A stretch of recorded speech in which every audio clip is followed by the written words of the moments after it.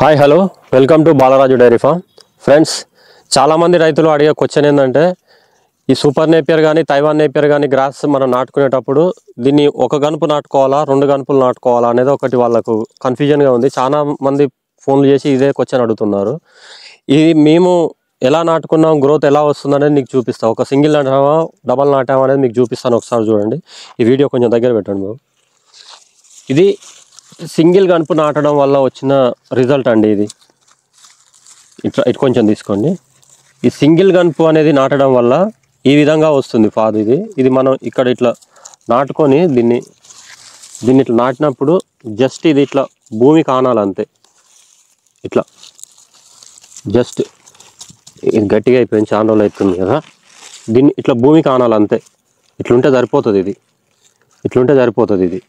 ఇది ఇక్కడ route form కాగానే ఎండిఏటి ఈ పైన మొలక బయటకు వచ్చేస్తుంది. ఈ మొలక బయటికి రాగానే ఎండపడ తగిలిందని అంటే నీకు ఎమ్మటే ఇది ఆకులు వేసేసుకుంటుంది.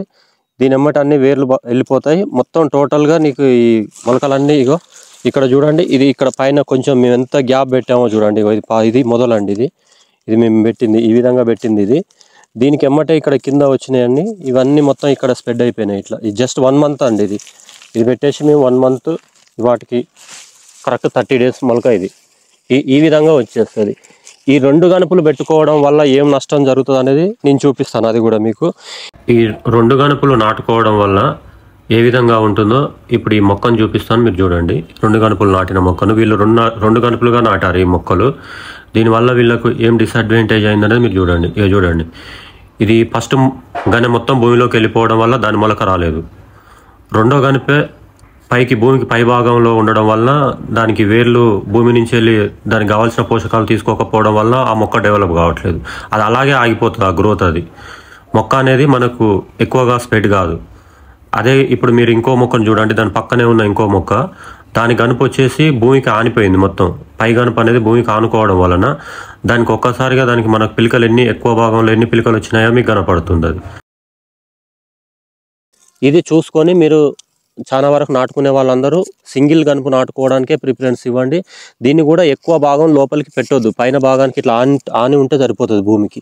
ఇంకొకటి ఏంటంటే మీరు లేబర్ తోటి చెప్పేటప్పుడు ఈ మొక్కని భూమిలోకి పెట్టేటప్పుడు ఇది ఒకటి ఇక్కడ గమనించండి.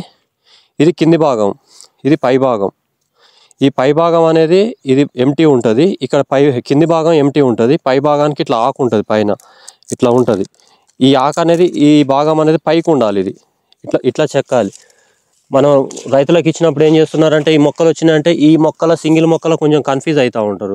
ఇటు పెట్టాలా తెలియక ఈ ఎంటీ ప్లేస్ అంటే ఈ ఆకు లేని భాగాన్ని భూమిలో పెట్టండి, ఈ ఆకున్న భాగాన్ని ఇది పైకి పెట్టండి. దీన్ని ఇలా పెట్టేస్తే నీకు ఈజీగా వచ్చేస్తుంది. ఇక్కడనే ఏర్ వచ్చేస్తుంది, ఇక్కడనే మొలక వచ్చేస్తుంది. ఇది అంత ఈజీ కాదండి, ఇది రాదు అంత ఈజీగా. ఓకే.